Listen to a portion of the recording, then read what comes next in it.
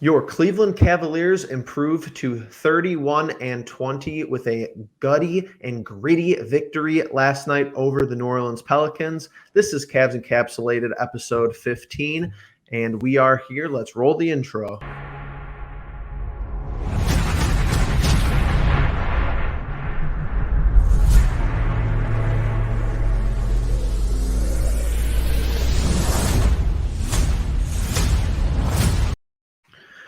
We're here to bring you Cavs content every single week. It's episode 15. We've been doing this for already how many months? 4 months already, pushing, almost half a year, which is crazy to think about. I'm Jeff. Justin is next to me and Logan is down below. Your typical 3-man crew for Cavs Encapsulated. I'm going to get right into it. We really want to appreciate and, shout out all of our faithful subscribers and people who have really been following us, recently that just jumped on the bandwagon. We're over 430 subscribers. Go over at Pulse Cleveland on Twitter and make sure you follow us there. Subscribe to our newsletter, The Pulse Point, through our Twitter. It's totally free, and it's always a good time to mention that only 23 or so percent of you guys who watch are subscribed. So 76.6% of our viewers are not subscribed. So make sure you smash the subscribe button. We're going to get right into it. I'm going to start with initial thoughts. Justin, give me some of your initial thoughts of this last week of Cavs basketball. Oh, boy, howdy. Well, it was interesting. We definitely didn't predict the last game that came on, which was obviously last night against the Pelicans, where Darius Garland missed his first game in a long time.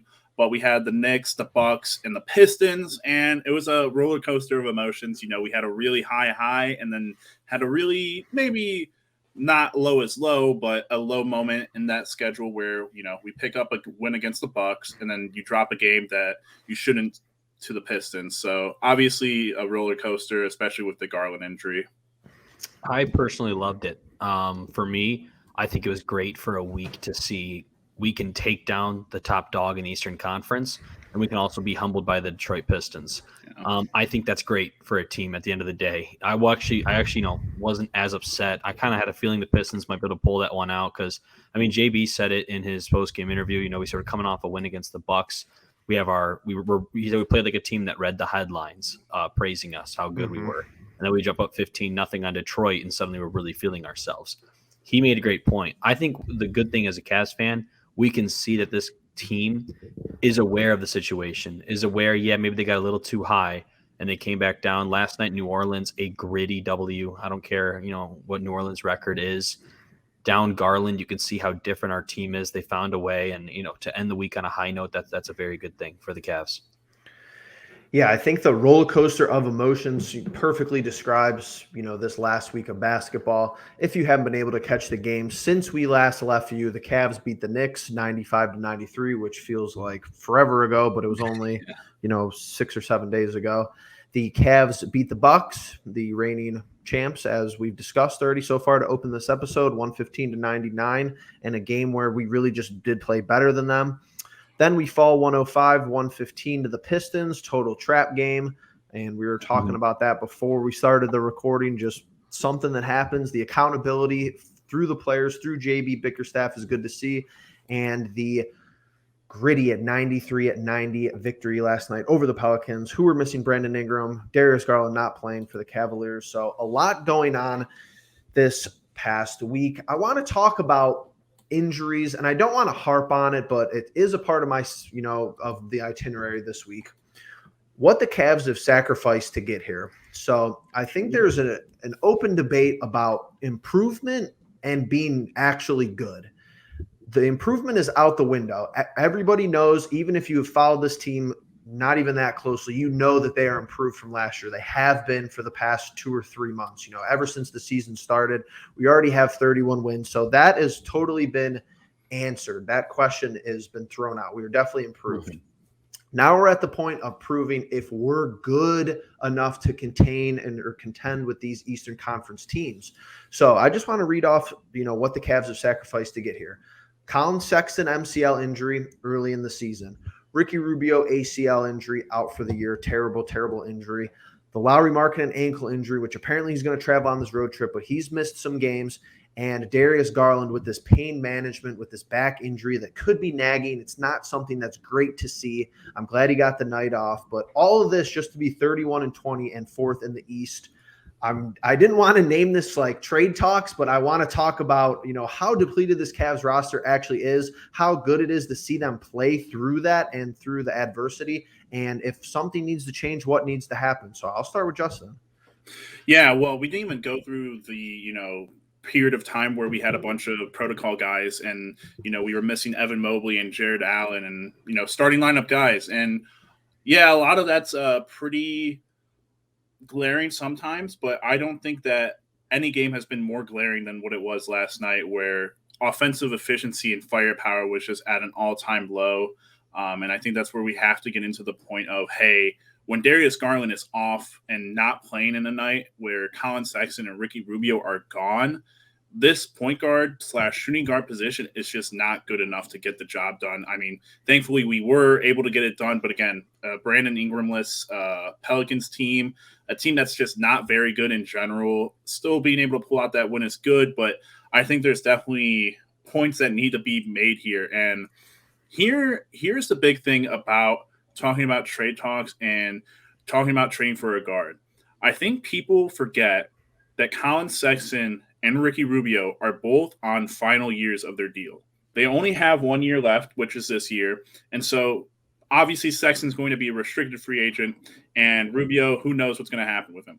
The nice part about that is that although you could argue that Colin might have a little bit more left in the tank to show us that we haven't yet seen, I think if you really want to take a look at this team and be like, hey, we can make a significant upgrade with the assets that we have available to trade, Colin Sexton, Ricky Rubio's contract, and picks, and maybe another player, to really go out there and get someone that would make a difference at Jaylen Brown and DeJounte Murray.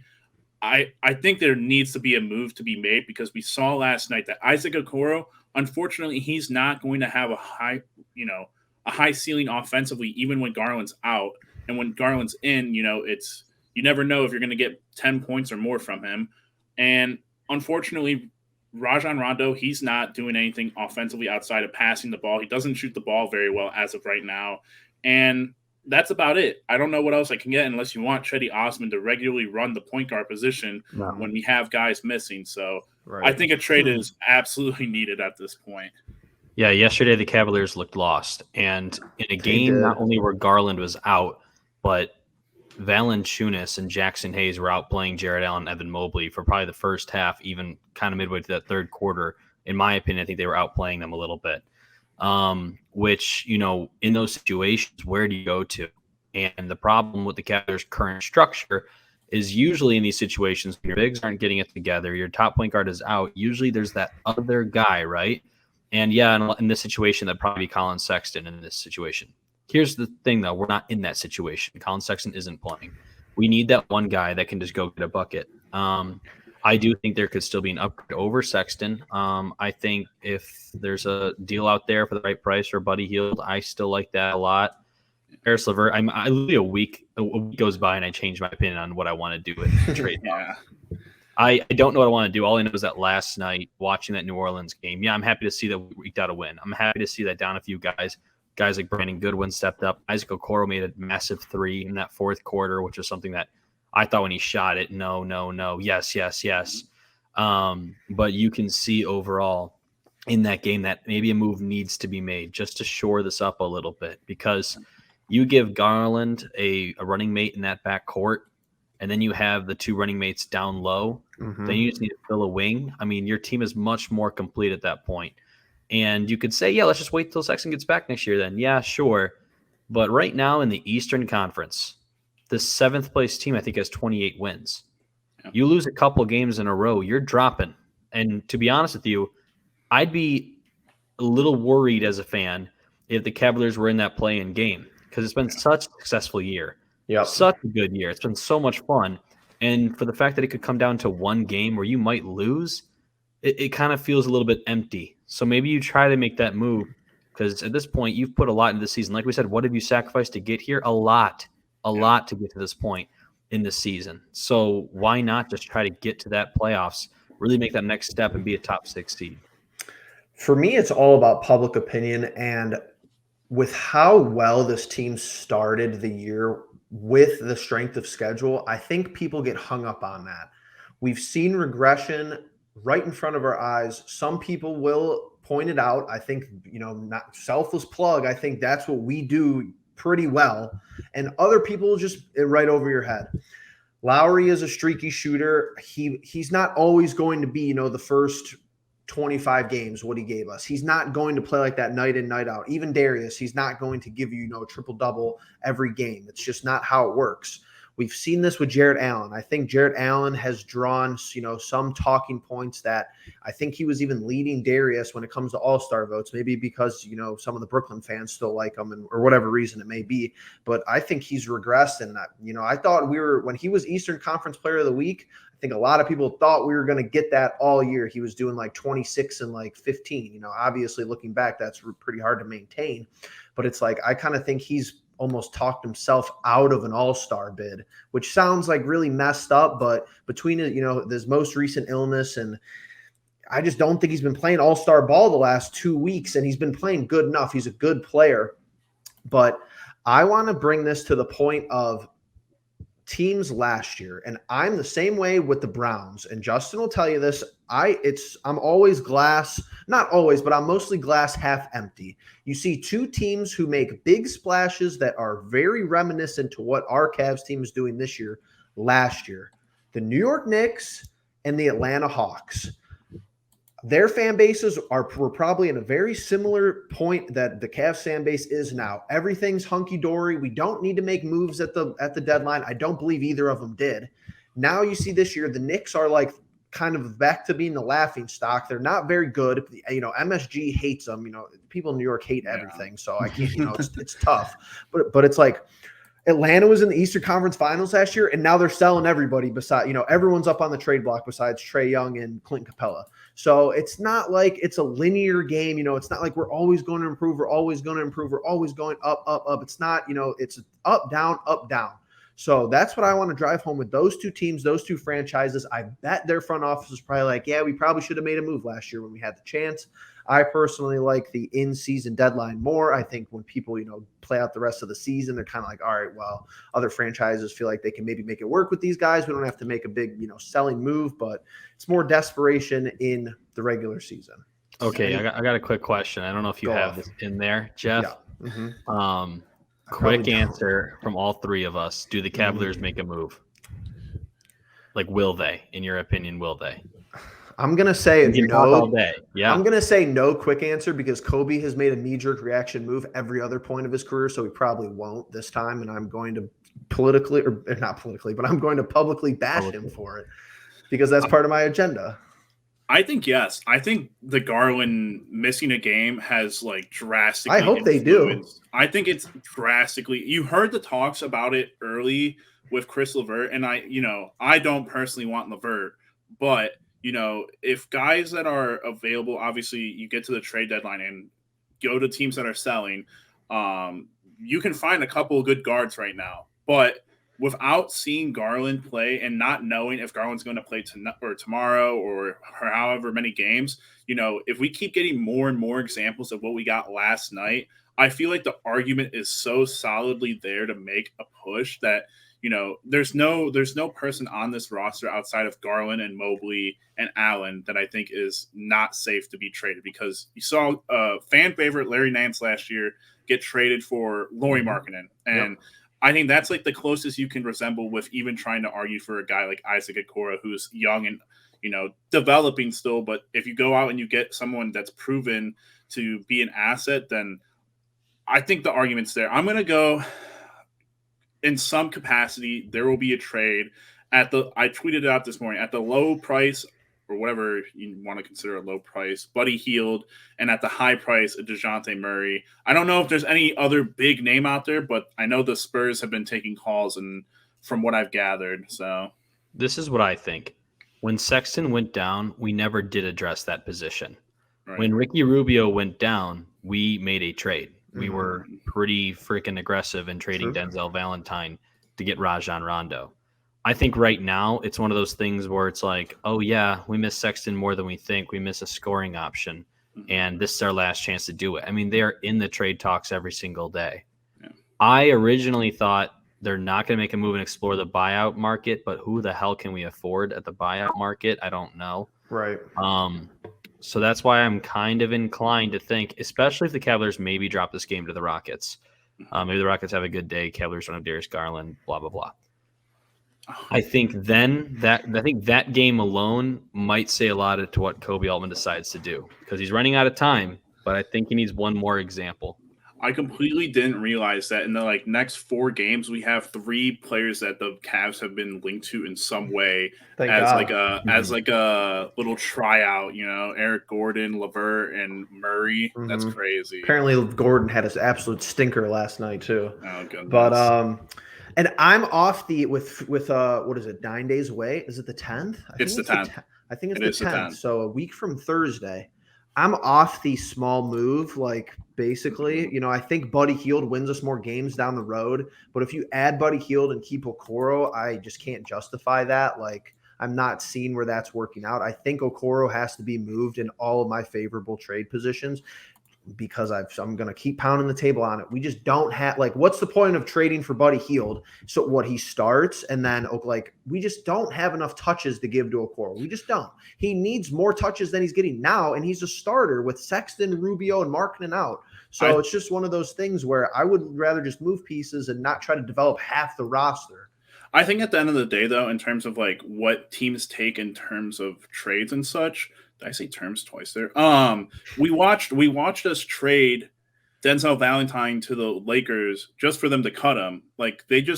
Teams do things. If you're going to offer the Kings picks, they're probably more interested in the picks than any player they're probably getting back, because they're not realistically thinking, hey, this player is going to help us in the long run or even in the short run. So I don't know. I understand what you're getting there, but I think at the end of the day, no one here is expecting Okoro to give you. Like I said at the top, I don't think I'm expecting Okoro to ever give me more than 10 points, but I'm expecting him to provide really good defense when needed. So that's about it. But I think, we've seen JB, and the interesting thing is Logan talked about when Colin went down, we didn't really make a move because Rubio stepped right into that position. And even beforehand, when Colin was healthy, you could see at the end of games that it wasn't Colin and Garland at the end of games. It was Garland and Rubio, even before Sexton went down. And so, it could fall into those scenarios where at the end of the game, do we need defense or do we need offense? And Okoro's one guy and Buddy Hield's the other guy. So it's really interesting. I think there's definitely an argument to be made to keep both of those guys on the roster if you could get Hield, but it is what it is. But it's if you add LeVert, now JB has to figure out how to get Okoro in the lineup if LeVert starts. Yeah. I think his rotation management is getting a little skeptical. I mean, it's no fault to him in a lot of aspects due to injuries, whatever, how tumultuous this season has been. But it's that's why I'm on for DeJounte Murray. I don't have to think about subbing him out to play defense. He's just going to go play defense, and then he could probably create on the other end, for a facilitate 2-point game, and facilitate. But Justin, one more. Logan, I just want to ask a question for Logan. Logan, and Jeff, you might know this too, but did LeVert, when he was in Brooklyn, was he coming off the bench? So he got progressively more minutes. They started him for a while so that way they could get his stock up to get James Harden. That was kind of what was going on. But when they did start him, he was playing out of his mind to the point that when the trade was made and James Harden was a Brooklyn Net, people were excited about that big three with Kyrie, Durant, and Harden, but a lot of people were saying Brooklyn gave up a lot. LeVert and Jared Allen. You would think with James Harden, the talent that he is, that but you're getting James Harden. But people on Twitter, basketball fans who are more realistic, and now you see what the results are, that Brooklyn hasn't really moved the needle that much from when they just had Kyrie and Durant. Yeah. They could have just run with that group, had LeVert, had Jared Allen. I think that starting 5 would have been better than what they're currently working with. I mean, right now, sitting 7th place in the Eastern Conference. I'm going off on a tangent here, but LeVert did see some starting minutes and did perform very well in those starting minutes. Gotcha. And I feel like LeVert is kind of and it's half and half, because the LeVert story to me, and this is the last thing I'm going to say before we get to Logan's segment of the week, but LeVert is Twitter isn't real life thing. Like you hear people say that. Like I feel like a bunch of blue check marks were just saying like who follow the Cavs were like Levert. And of course there's been stories like that have tied the front office to highly pursuing him being at the top of the list, so to say. But it's really all, he said, she said with Levert. I feel like this narrative has been pushed. He's 17.8 points per game, but he only rebounds 3.8 average with 4.3 assists. Like he's not, people have defined him as the role player that I feel like he would be, but I just don't know if Levert at 27 years old fits optically and thematically with this team. But right. I'm glad we're talking about everything we just talked about because we're going to go to the segment of the week. Let's check it out. Hold on. Let me get this banner out of here. Let's check it out. All the things that we talk about defensively, they were there in that fourth quarter. JB for a day. I'm still 0 for 3 on the names, but we are getting better. Logan, the weekly segment for the primary question being Logan. Who deserves more minutes on a nightly basis for this Cavs rotation? Yeah. We're going to go I think we're going to go easy, medium, and hard. The easy is based off of recency bias, but I'm just going to fire it off there. Okay. The easy level, who deserves more minutes in this rotation moving forward? Brandon Goodwin or Rajon Rondo? Brandon Goodwin right now. That's a hard one. That's a hard one. Oh, maybe not. It's a hard one for Logan. Right now. Right now. Yeah, like the next 3 games. This is over like the next 3 games. Yes. Over the next 3 games, if Garland's not ready to go, I want to start with Brandon Goodwin. I like Rondo a lot off the bench. I think people are giving him a hard time. Like, I don't know what you expected from him. He's old. All he does is ball hawk and run the offense. He doesn't need to do much more than that. Provides a good leadership role. I think when come playoff time, when you need an experienced backup, I mean, I'm not going to make the whole joke about playoff Rondo. Yes, it seems to be a real thing. He kind of hates it. But my point is, in the playoffs, that's when you're going to need the experience. But for right now, if I'm JB for a day, I start Brandon Goodwin if Garland can't go. Oh, so concise, everything going on there. Great reasoning. I personally agree. Justin, would you disagree with that? I just thought it was going to be harder for him because he's the Rondo guy. He's the resident Rondo guy. He just scored 20 last night, so I tried to make it easy for him. But the next 2 are difficult. Well, the next one is medium, and I think I have a pretty easy answer. But the third one, it's kind of like we'll see. Medium: Lamar Stevens or Dean Wade. Who should get more minutes moving forward? Lamar Stevens. Okay, I'm saying that. I think Dean Wade, I like what he brings to the table, but there's been a few games. He's been playing well lately, don't get me wrong. But even a game like last night, he finds these opportunities where he's wide open and shots that we really need. I think Dean Wade makes a lot of shots that I'm not going to say don't matter, but are when the game is a little bit different, I guess. I mean, except for that game against who was it? The close game we had the other night that he had knocked down some big shots. Maybe it was the Bucks just knocking down some big ones. He's been good. He's been pretty good, I think. Yeah, he's been pretty good. Yeah. But to me, I think Lamar Stevens has made the most out of his opportunities. I think Dean Wade sometimes goes out there and not plays scared, but I think sometimes offensively he gets the ball and he's just like, get this the hell out of my hand unless I'm wide open. Yeah. With Lamar Stevens, we have seen a great improvement in him putting on the floor, getting to that mid-range, the fall-away Jays that I used to criticize him for shooting. Now he's knocking them down with more regularity. I think defensively, he's much more of a spark plug. I think Dean Wade, that's the reason. I don't think Dean Wade is a spark. I think he's a safe bet. I think Lamar Stevens is a spark and a safer bet. You could have got me with that one. I probably would have taken a minute because as much as I've been advocating for Dean Wade, you're just completely right on the fact that he doesn't provide the super hype moment or the chase down block that he had against the Bucks. He really does have that spark plug kind of power to him. Right. Yeah, I think Dean Wade is more like the step in for Laurie. Yeah, he's a good step in for Lowry, but it's he's like the stable character. He's like a flat line. Lamar could kind of be Lamar's way at the top, more often. And it's kind of unfortunate, but just, how the game works. Both of them have basically shut the door for Dylan Windler to ever see minutes. They really have. And it's Dylan Windler can't even be Dean Wade-esque when he's out there. Half the time he's making JB not play him with some of the things he does. But hard level difficulty because I think JB, kind of keeps it even with these guys, but that's why I'm asking. Kevin Love or Chetty Osman, who deserves more minutes? Oh, that's moving good. forward. That's really good. I think both of these guys, when they get too many minutes, can get either out of control or lazy. Out of control, Jetty, lazy, Kevin Love.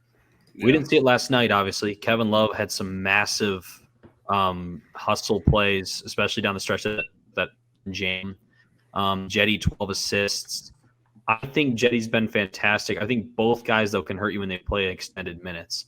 Right now, Kevin Love is on a roll. He had 10 points in that fourth quarter, hit some very well contested shots into the Pelicans defenders' faces. But I think Jetty, if a guy, if you're telling me this person has to play 12 minutes, this fourth quarter has to play all 12 minutes, I think I would take Jetty in that situation. Really? Wow. That's That might be crazy. That's an interesting way to look at it, though. I'm trying to look at it from multiple different angles. So in this situation, Jeff, are you telling me Kevin Love could play 25 minutes and Jetty could play 24? Well, I was gonna say if you were gonna think out of the box and say even, I would have accepted that as an answer. Okay, because I'll that's take kind of how, like going forward though. That's just especially, and that's kind of a tough one with Darius being out. Like if they're gonna start Jetty, they're gonna start Jetty. I think if Darius is out against Houston, I think they're gonna start Brandon Goodwin. I personally would. But I agree with you that I'd rather have the ball handling of Jetty for 12 minutes, but at the same time, I kind of like Kevin Love's ability to rebound a little bit better. And the fact that there were points last night in the Pelicans game where I felt like they made a conscious effort to go to him like on the block, Kevin Love being him at the end of the game. And he was doing like his turnaround stuff and he was playing hard. I don't know if he can play hard like that every night. I think Jetty can. So, I mean, I would agree with you full-heartedly. I'll run even. Yeah. But I think when it comes down to like winning time, I think Kevin Love does make big shots. But he usually makes those around like the 6-7 minute mark. And then down the stretch, it really comes down to like Garland. It comes down to Mobley. Comes down to Love's a better free throw shooter too. Somehow Love is a better free throw shooter, I think. But Jetty, I think that's I guess now I'm looking at as much in the situation. That is a tough one though. It's definitely rated hard for a reason. Jeff's reasoning for keeping Kevin Love in would be my reasoning, though. It's like I feel like he's the only one that makes the concerted effort to actually go after rebounds because we all know Kevin Love ain't running down the court for a fast break. No. Well, yeah.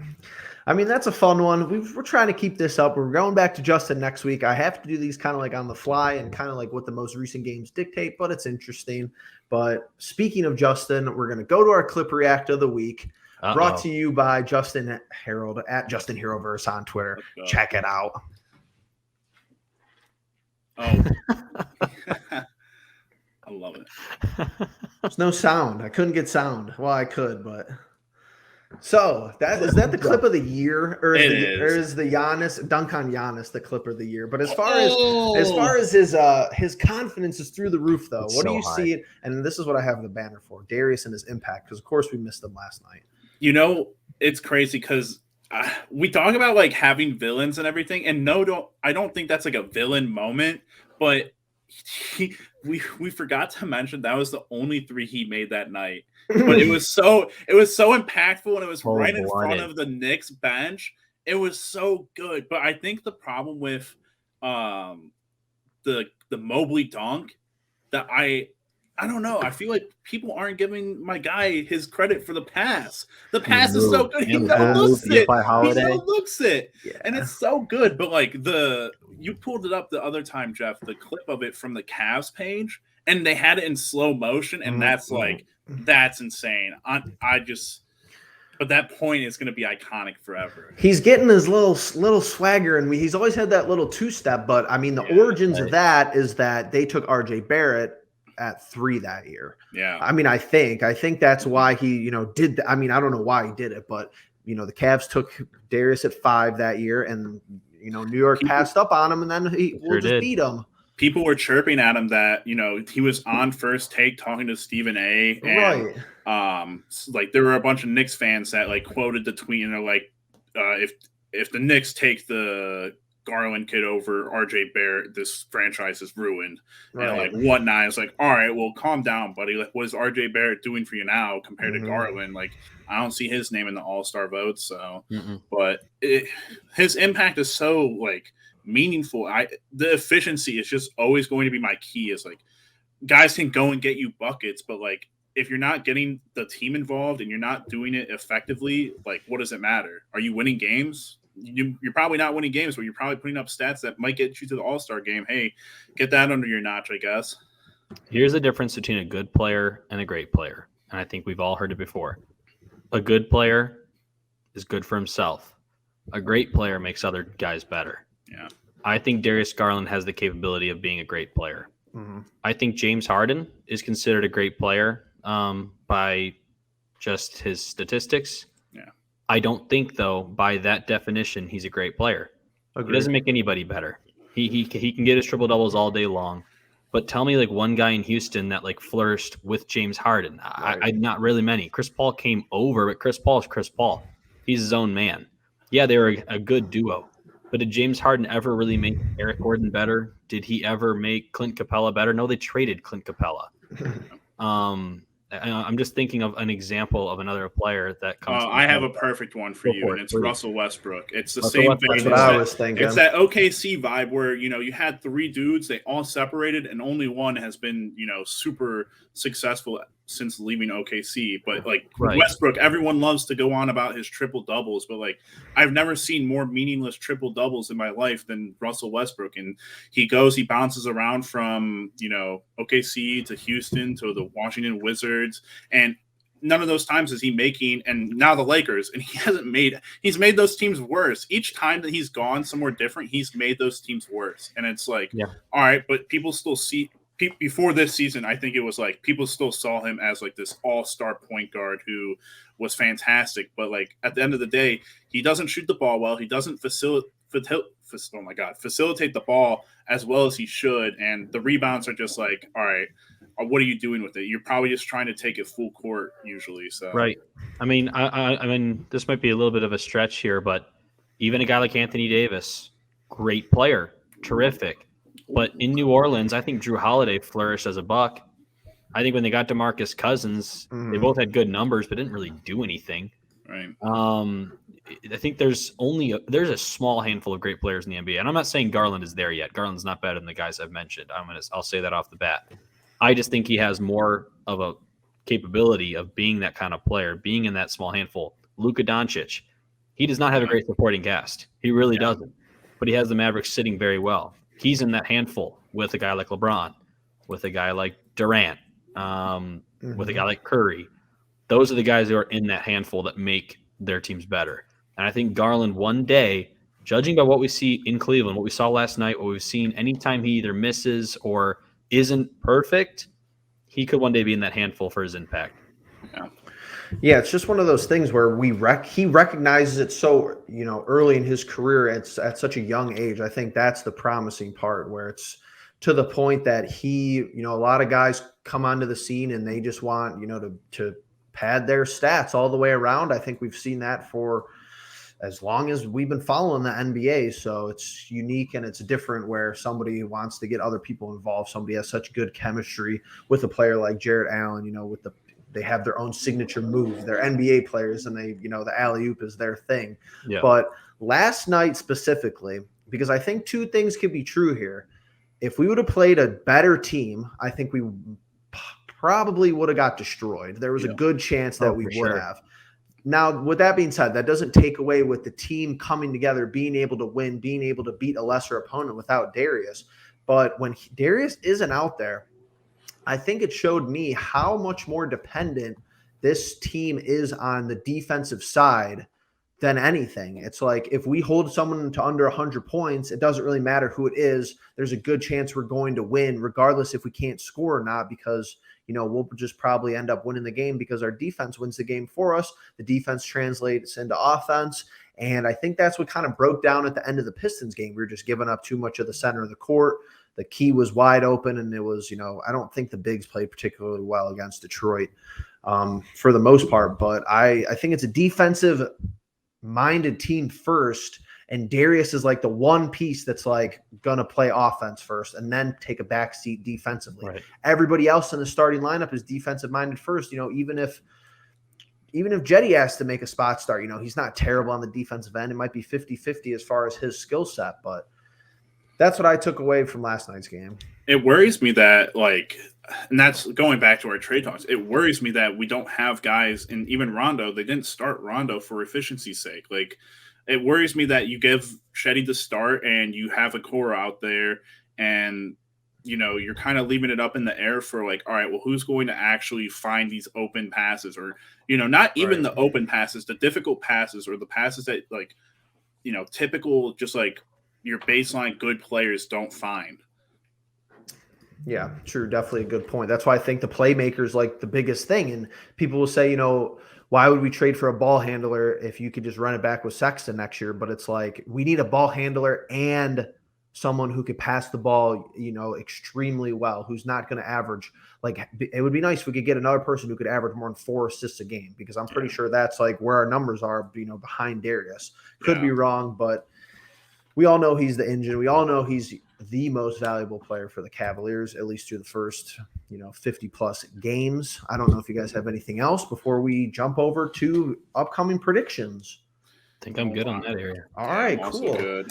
Hey, I have a question, though, for this. Go ahead. Can we each make a prediction of with or without Garland?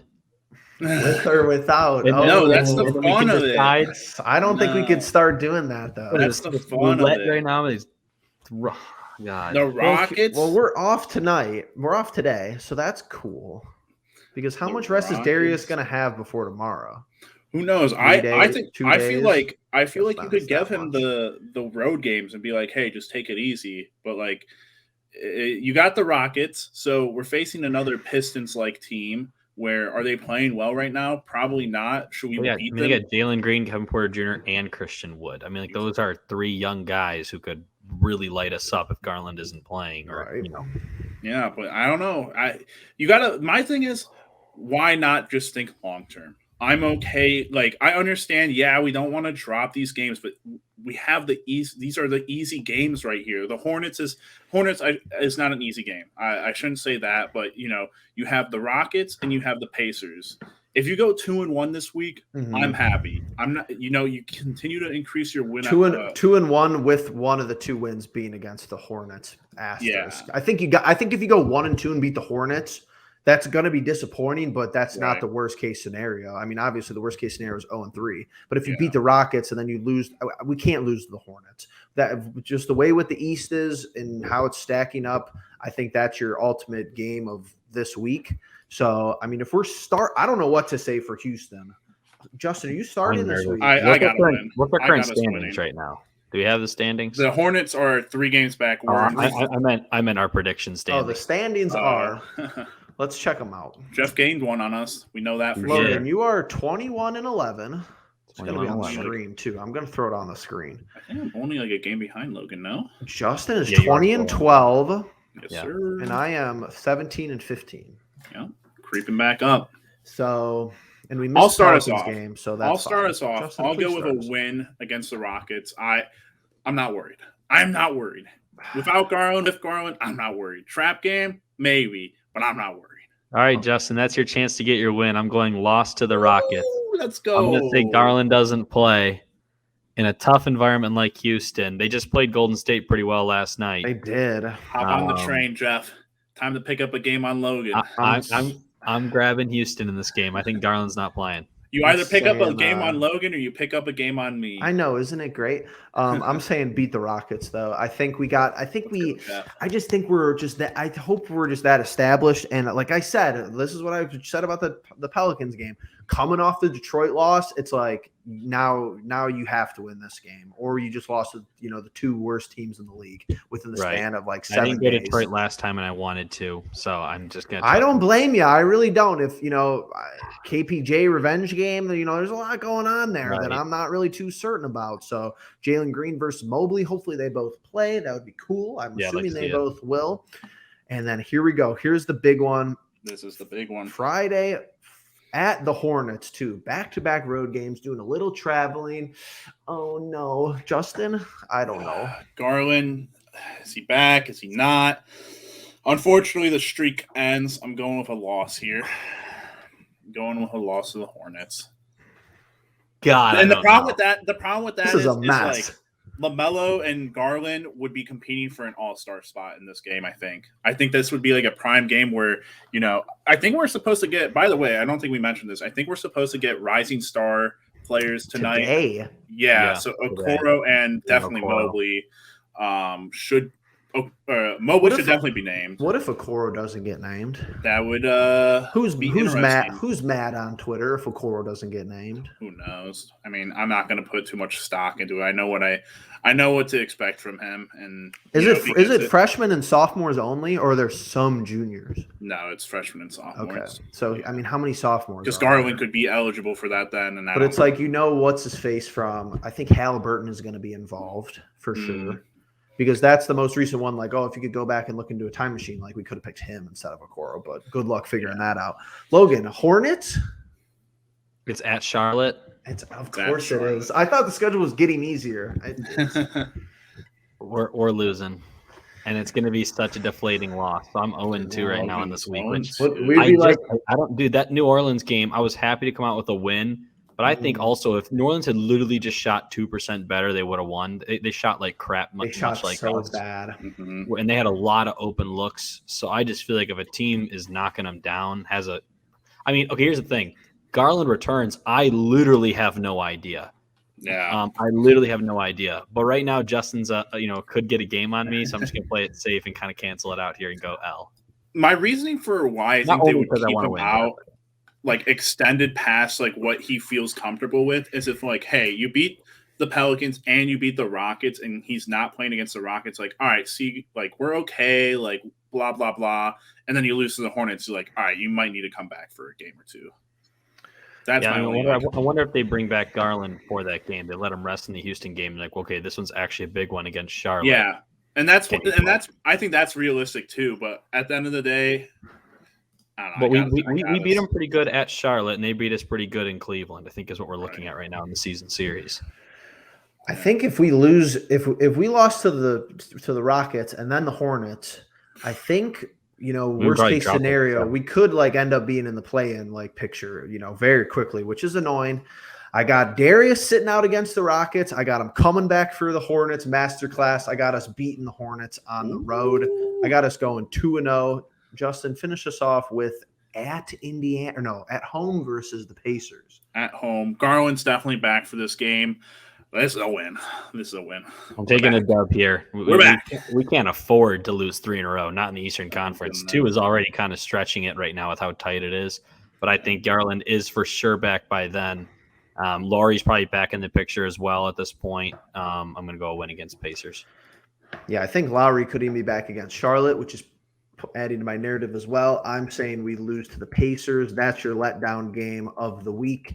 Ooh. Similar to Detroit, I think LeVert torches us. Wow. And Sabonis, I mean, a day against us. I feel like we struggle with physical teams, and I think Indiana's only positive attribute might be that they're a little bit physical. I thought we were going to lose last night because of Jonas Valanciunas, but whatever. Goodness. I went 1-2. Oh God, I'm nervous. Big shakeup in the standings here. I obviously care more about the Cavs record than our silly little predictions game. But like, there's still somehow some pressure to like, especially because I don't want to be a Warriors type of blown lead here. But I was up a good 4 or 5 games. Then Justin had that perfect week where we went 4-0 and everything was turned around. Yeah, it did. Well, there's still 31 games left, so there's lots of time. Lots of things going on here, and it's my weekly, which is out of place, but it's my weekly. Let's check on our rebounding, my rebounding Excel spreadsheet. Ooh. We haven't won a rebounding battle in the last 3 games. Ouch. So I'd like to do that on this upcoming mini road trip. We tied with Milwaukee at 41. We got out rebounded by 7 against the Pistons, totally out physicality, just made it up, but like Sadiq Bey was bullying us and Stewart was bullying us, and then we lost last night by 14 Jeff, minus 14. The Cavs got to hire you for that position with the Browns, we saw after some games where they're in the locker room and Kevin Stefanski just has a slip of like random stats listed off. They need you in there to like hand the slip to JB and be like, JB, read these stats off. Be like, yeah. We won the rebounding category and all that. Put the emphasis on some of those stats. I mean, I think like that's a neat little thing that the Browns do at this point. Obviously, not going to talk too much about that, but I think like you need to put the emphasis on certain stats and winning them. Obviously, like points is just like irrelevant. Obviously, you win or you lose, but like assists and rebounding and being able and the god dang free throw percentage are up and down this past 4 games. It was really good last night and it needed to be. Yeah, it's sickening, but like you gotta like hit on that. You gotta drive the nail in there and be like, hey guys, we need to be winning these and winning them by good margins, especially that rebounding category. For the record, everyone, if Garland does play in all 3 games, I got to go 3-0. Just want to make that and put it out there. It doesn't matter. It won't count. It doesn't. Baloney. That's baloney. Is that the word of the week? That's the word of the week. Baloney. Throw it in there. Logan. Baloney 3-0 prediction. I'm just saying. I just want everyone to know, so I look like a genius. Baloney. Look really smart. That's a baloney call. That's what my point is. But my final thoughts here, Jeff. So go ahead. 11-4 in January.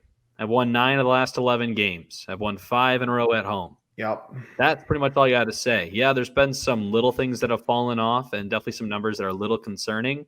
But what I'm happy about is the Cavaliers are finding ways to win lately. Yeah. Just somehow, some way, go out there and come home with a W. And they've been doing that as of late. That says a lot about the team, a lot about the culture, a lot about the coach. And, right now it's kind of like not the last, but it's a little storm we got to get through with Garland's injury, Markkanen coming back. I think once we get through there, with this favorable schedule, things could really turn out for the Cavaliers. Well, we're Cavs Encapsulated. It's been episode 15. We're going to sign off here, but the sentiment is rebounding, free throws, and I know Logan would say no turnovers. Try to limit the turnovers. So if we could do those 3 things, I think we could, win every game, which is cool. It's been the fun part about this Cavs roster. We're having a blast covering this team. Make sure you hit the bell notification and check us out, whether it be live streams, whether it be uploads, whether it be newsletters in your inbox, and, tell your friends, say, hey, these 3 guys, they talk about Cleveland sports. They talk about Cleveland Cavs basketball. You love Cavs basketball. I love Cavs basketball. They love Cavs basketball. But in the meantime, before we catch you again, make sure, let them know.